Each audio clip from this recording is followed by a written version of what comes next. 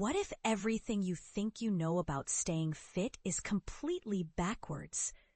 While we're obsessing over complex gym routines and expensive equipment, a celebrity trainer who transformed one of India's most prominent families is dropping truth bombs about movements so simple most people dismiss them as irrelevant.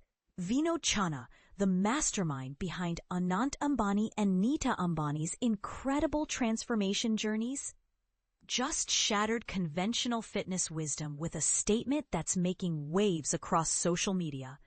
On September 16th, he revealed something that might make you question everything about modern exercise culture. Here's where it gets controversial. According to Channa, the very chair you're probably sitting in right now is slowly destroying your body's natural ability to move. And the solution? It's not what the fitness industry wants you to believe. The hidden crisis destroying our bodies. Channa's observations from his training center paint a disturbing picture of modern humanity. I notice that people who walk through my doors can't perform the most basic human movements, he explains.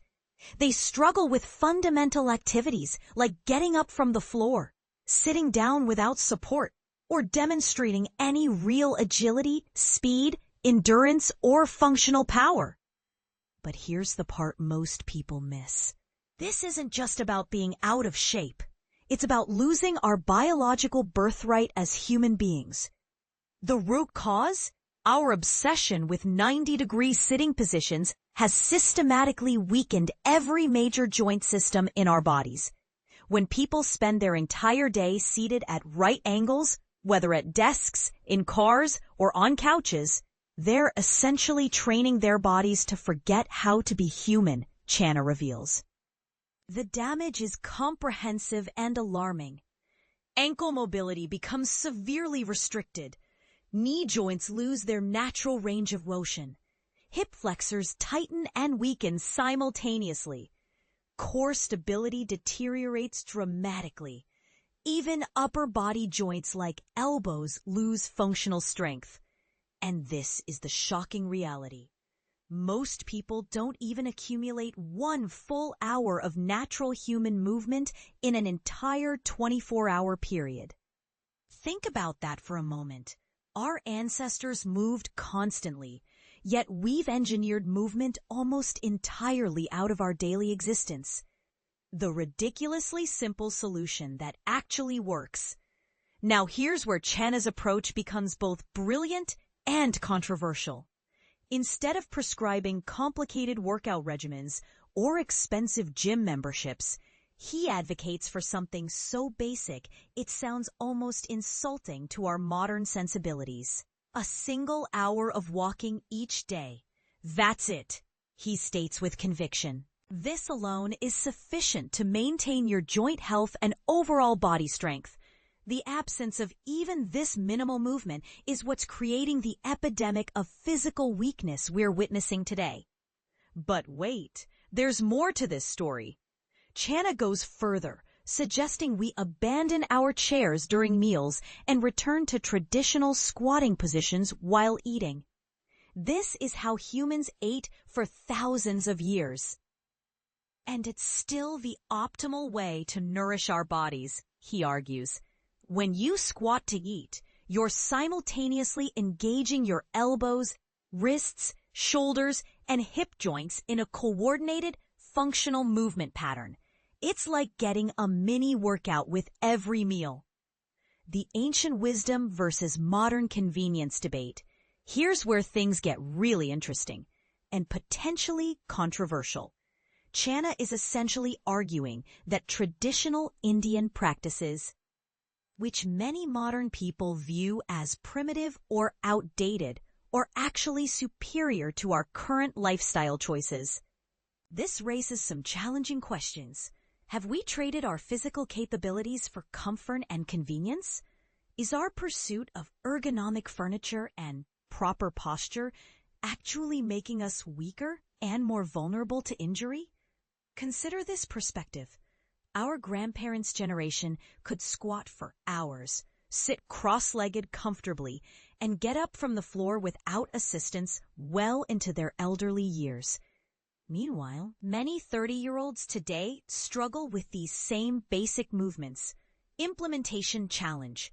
Of course, knowing what to do and actually doing it are two entirely different things. Channa's philosophy of use it or lose it requires a fundamental shift in how we structure our daily lives. The key principle he emphasizes is opportunity-based movement. Whenever you have the chance to engage your joints and muscles naturally, take it. Don't let modern convenience rob you of these essential movement patterns. This might mean taking phone calls while walking instead of sitting, squatting down to pick things up instead of bending at the waist, sitting on the floor during leisure time rather than always choosing chairs, incorporating brief movement breaks throughout the workday, choosing stairs over elevators whenever possible. The bigger picture. What makes Channa's approach so compelling is its accessibility. Unlike fitness trends that require expensive equipment, specialized knowledge, or significant time investments, his recommendations center around reclaiming movements that should be as natural as breathing. But here's what's really controversial about this approach. It suggests that the fitness industry has overcomplicated something that should be inherently simple. If basic human movements and minimal daily walking can maintain our physical health. What does that say about the necessity of complex workout routines and gym memberships?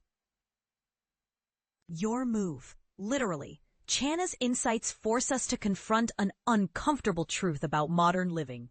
We've become so disconnected from our physical bodies that we need expert guidance to remember how to move like humans. Now here's the question that's dividing people. Is Channa right that simple, traditional movements are superior to modern fitness approaches? Or are we romanticizing the past while ignoring the genuine benefits of contemporary exercise science? What's your take on this? Have you noticed your own struggles with basic movements that should feel natural? Do you think our ancestors had it figured out better than we do? Or is this just nostalgic thinking that ignores the real benefits of modern fitness knowledge? Share your thoughts. Are you willing to trade some modern comfort for better functional movement? Or do you believe there's a way to have both?